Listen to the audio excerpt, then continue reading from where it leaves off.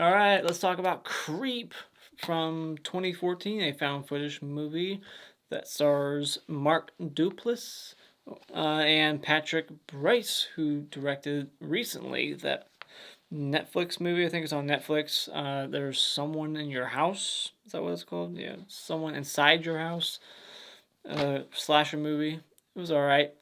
But this movie is fantastic, and the sequel, which I will be talking about also. Um, and both of these movies are on Netflix, Creep 1 and 2, and they're very quick, short movies. Definitely worth a watch, both of them. So, Creep 1, let's get into it. The biggest positive for these movies is Mark Duplass, um, as Joseph in this one, and Aaron in part two. He changes his name, so who knows what his real name is. But he's just amazing. He's a fantastic actor. His character is so unpredictable. He's so weird. He just has a really odd performance that works. I just fucking love his character so much. He's so entertaining in both of these movies. He's great, like equally in both of them. He just kicks ass. So watch it for him and his performance. And this movie is really effective at being unsettling and uncomfortable and deeply disturbing in quite a few moments.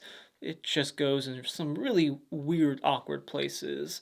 And the third act just gets intense and creepy as well. And the Peach Fuzz mask is pretty freaky looking, and that scene when he's just standing in front of the door wearing it, it just gets under your skin. Like that would be a fucking terrifying situation.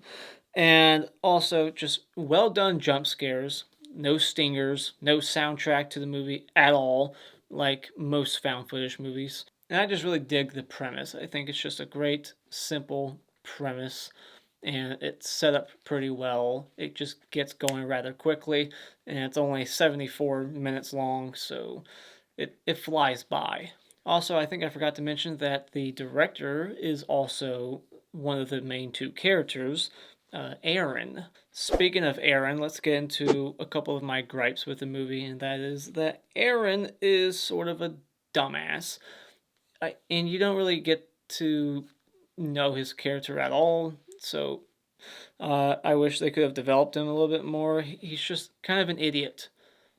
Like, we understand he's kind of down on his luck. He needs money. That's why he's here in the first place, wanting $1,000 to film some random person for a day. Like, that's all we know about him, is that he just needs money, and he's an idiot.